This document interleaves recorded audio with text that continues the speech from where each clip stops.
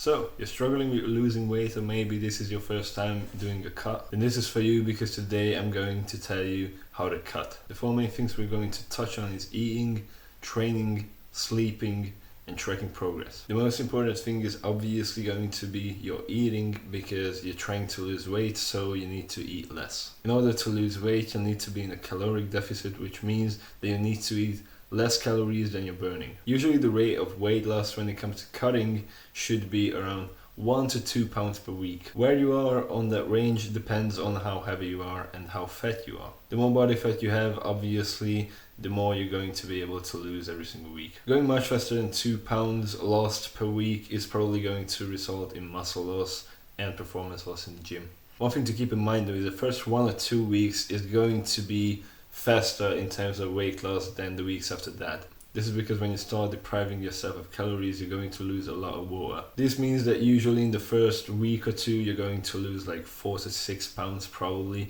maybe a bit less or more. You shouldn't be scared of that, but after this, your weight loss is going to slow down. All this lost water will probably make you a little bit smaller, but don't be scared, because after you end your cut and you start walking again, you will gain it all back. So when it comes to calories, you should eat as many calories as you need in order to lose 1 to 2 pounds per week. One more important thing is obviously protein.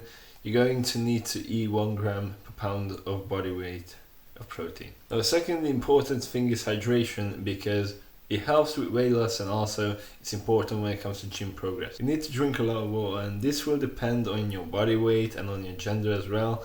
But for most people, drinking at least 2.5 liters will be necessary. If you always forget to drink, just set reminders or track how much you're drinking. I don't believe in any specific diet like keto or anything, because all of this is based on people eating whole foods. Most people usually eat a bunch of shit. And the reason why all the extreme diets work is because they are based on whole foods and they don't let you eat chocolate and shit like that. In my opinion, as long as your calorie and protein goal is met, you can eat basically whatever you want, but you still need to eat clean and eat healthy foods. In order to lose weight, no supplements are needed, luckily, but it's probably going to be beneficial to take micronutrient supplements, stuff like multivitamins and fish oil. This is because now you're eating less food, so it's harder for you to get in all of your micronutrients. A lot of people also like to take a protein powder. This is not necessary, but it can help you to get your protein in. Now, as your diet goes on, you will need to slowly lower calories. This is because eventually your metabolism will adapt to the amount of food you're eating, and you will not lose weight anymore. So this means that usually by the end of a cut, you will eat less food than at the beginning of the cut. Some people like to do refeeds, diet breaks, or cheat meals. I think those can be beneficial, but don't go overboard with it.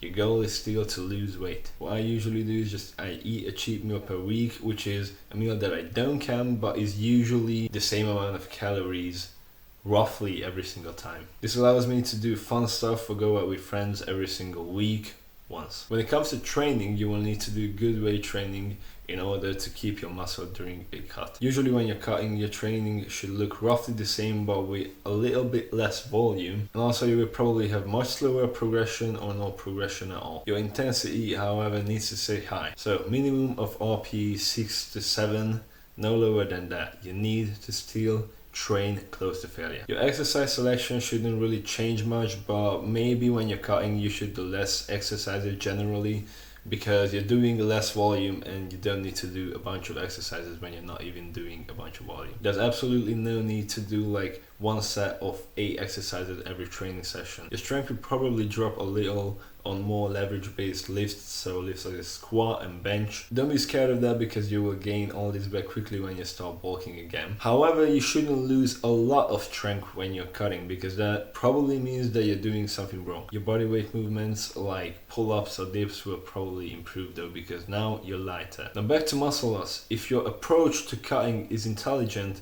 you will not lose any muscle, or just a very little, but you will gain it back very soon. Don't be afraid to cut just because you think, oh, I'm going to lose a bunch of muscle. No, you won't if your approach is intelligent. Also, cardio should be done, but not excessively. Obviously, cardio can help aid weight loss because it burns calories, but usually you should do some cardio year round And maybe you can do a bit more when you're cutting just to lose extra calories, but don't push it too much with very high intensity stuff. A lot of very intense cardio can eat into your recovery. So if you want to do a lot, then stick with less cardio or maybe do less more intense cardio. Sleep is another very important factor when it comes to losing weight. This is because you don't want to lose muscle, and if you don't sleep enough, you're not going to recover your muscles adequately, and therefore you will lose muscle. Also, by losing muscle, if your deficit is too big, that will also lead to muscle loss. So that's why your weight loss shouldn't be too fast. Also, sleep matters when it comes to hunger signaling. This means that if your sleep is not adequate, then you will probably be more hungry during the day, and you will also be more likely to choose bad foods. Most people need at least 8 hours of sleep, and also watch out for quality, not only quantity. I have an entire video about sleep, so check that out. And the last thing is tracking progress, because you will absolutely need to track progress in order to know if you're actually progressing or not. You should probably track your body weight in some form every single week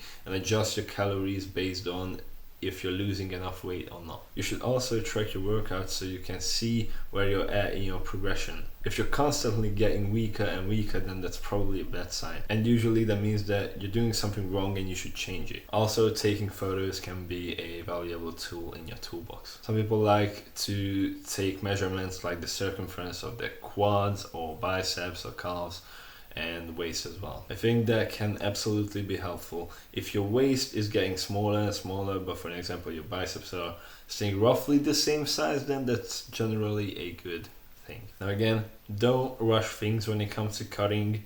A slower approach is usually good, but you don't need to go overly slow too. And also, don't cut for too long. Cutting for your body is stress. It's hard, and a 6-month plus cut will probably decrease your performance a lot. Last thing is, everybody is different, so something might be different for you than what I said. So if you have any experiences that you would like to add, then write in the comments. Cutting, however, is not how you build muscle, because to build muscle, you'll need to bulk. For that, you need to know how to do that. So click here.